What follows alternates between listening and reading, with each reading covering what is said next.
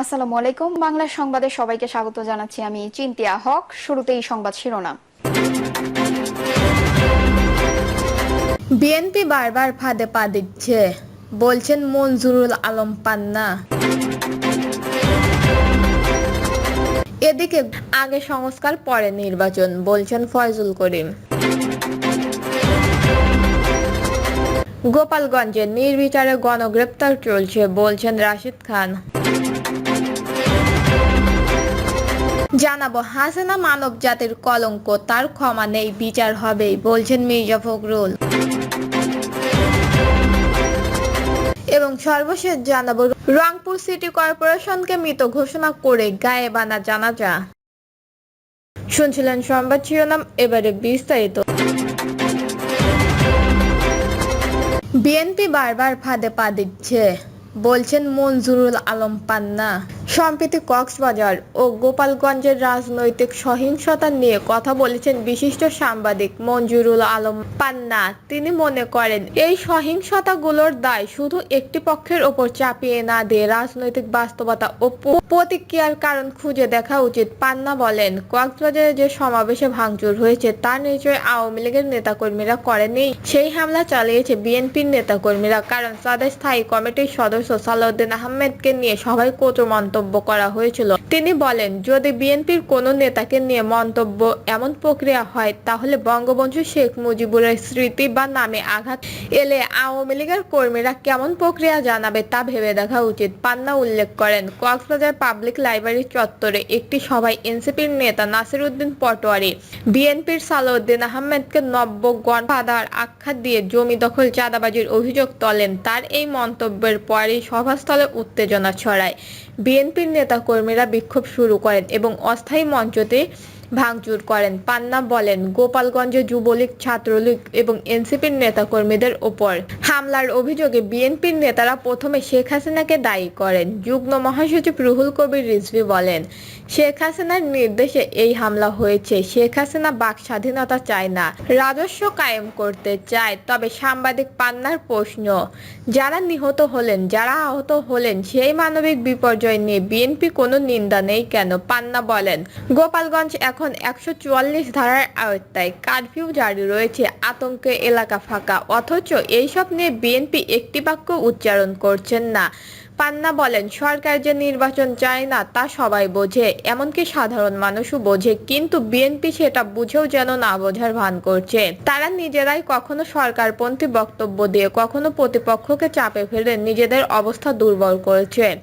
তারা বারবারই ট্র্যাপে পা দিচ্ছে। তিনি আরো যোগ করেন, বিএনপি চাইলে নিরঙ্কুশ সংখ্যাগরিষ্ঠতা অর্জন করতে পারত, কিন্তু এখন মনে হচ্ছে 18 বছর পরে নয়, আরো কত বছর লাগবে তার ক্ষমতায় ফিরতে তা বলা মুশকিল। আগে সংস্কার পরে নির্বাচন, বলছেন ফয়জুল করিম। ইসলামী আন্দোলন বাংলাদেশের সিনিয়র নায়েবে আমির মুফতি সৈয়দ মোহাম্মদ ফয়জুল করিম বলেছেন, ইসলামী দলগুলোকে ঐক্যবদ্ধভাবে কাজ করতে হবে। দেশে এখনো নির্বাচনের পরিবেশ তৈরি হয়নি। আগে সংস্কার পরে নির্বাচন। আগামীকাল যদি সংস্কার হবে, নির্বাচন করতে বলে, আমরা আগামীকালই নির্বাচন করব, মুফতি সৈয়দ মোহাম্মদ ফয়জুল করিম বলেন। ইসলামী দলগুলোকে ঐক্যবদ্ধভাবে কাজ করতে হবে। তিনি আরো বলেন, সম্প্রতি সময়ে দেশে চাঁদাবাজি, খুন, ধর্ষণ ও রাহাজানির মতো অপরাধ আশঙ্কাজনকভাবে বেড়েছে। 2024 সালে জুলাই মাসে যে আন্দোলন হয়েছিল তা বৈষম্য দূর করার উদ্দেশ্যে, কিন্তু বাস্তব চিত্র হলো সেই বৈষম্য এখন আরো বৃদ্ধি পেয়েছে। যে দাবির জন্য মানুষ জীবন দিয়েছে সেই দাবি আজও অধরা। আমরা চাই দেশে পিআর পদ্ধতিতে নির্বাচন হোক, এতে করে সংসদে সব দলের সুষম অংশগ্রহণ নিশ্চিত হবে, একক দলের আধিপত্য থাকবে না। এর ফলে নতুন করে কোনো স্বৈরাচারের জন্মের সুযোগ সৃষ্টি হবে না এবং জনগণকে নিজেদের দাবি আদায় করার জন্য বারবার রাজপথে নামতে হবে না। গোপালগঞ্জে নির্বিচারে গণগ্রেপ্তার চলছে, বলছেন রাশিদ খান। গণ অধিকার পরিষদের সাধারণ সম্পাদক রাশিদ খান বলেছেন, গোপালগঞ্জে নির্বিচারে গণগ্রেপ্তার চলছে। যাদের গ্রেপ্তার করা হচ্ছে তারা অধিকাংশই সাধারণ মানুষ। গোপালগঞ্জে গণ অধিকার পরিষদের কয়েকজন নেতার আত্মীয়কে গ্রেপ্তার করা হয়েছে জানিয়ে রাশিদ খান বলেন, গোপালগঞ্জে নির্বিচারে গণগ্রেপ্তার চলছে। যাদের গ্রেপ্তার করছে অধিকাংশই সাধারণ মানুষ। আমাদের দলের একজন সদস্যের বোন জামাইকে গ্রেপ্তার করেছে, পেশায় সে একজন ভ্যান চালক। আমাদের এক ছাত্র নেতা ছোট ভাইকে গ্রেপ্তার করেছে, প্রতিটি হাট বাজার ও বাড়ি বাড়ি গিয়ে গ্রেপ্তার চালাচ্ছে। গোপালগঞ্জ থেকে আমাদের দলের নেতারা এই তথ্য দিয়েছে। স্থানীয় নেতাকর্মীদের কাছ থেকে পাওয়া তথ্য তুলে ধরে তিনি বলেন, আওয়ামী লীগের নেতারা সব পলাতক, যাদের ধরা হচ্ছে এদের অধিকাংশই নিরীহ মানুষ। চিহ্নিত আওয়ামী লীগ সন্ত্রাসীদের গ্রেপ্তার না করে কাদের সন্তুষ্ট করতে এই গণগ্রেপ্তার? রাশেদ খান বলেন, গোপালগঞ্জ এই দেশেরই অংশ। গোপালগঞ্জকে স্বাভাবিক করা আমাদের দায়িত্ব, কিন্তু গণহারে নিপীড়নের শিকার হলে সেটা গোপালগঞ্জের মানুষের মধ্যে ক্ষোভের জন্ম দেবে। এই ক্ষোভ থেকে তারা বাঁচার জন্য সন্ত্রাস হয়ে উঠতে পারে, সেটা কিন্তু দেশের জন্য ভালো হবে না। আমি পুলিশকে বলবো, হাসিনার আমলের মতো হবেন না। তিনি আরো বলেন, বেশি বেশি গ্রেপ্তার দেখিয়ে সরকার বা কোনো দলের নেতাদের খুশি করার চেষ্টা চরিত্র থেকে বের হয়ে আসুন, নতুবা ক্ষতির শিকার আপনারাও হবেন।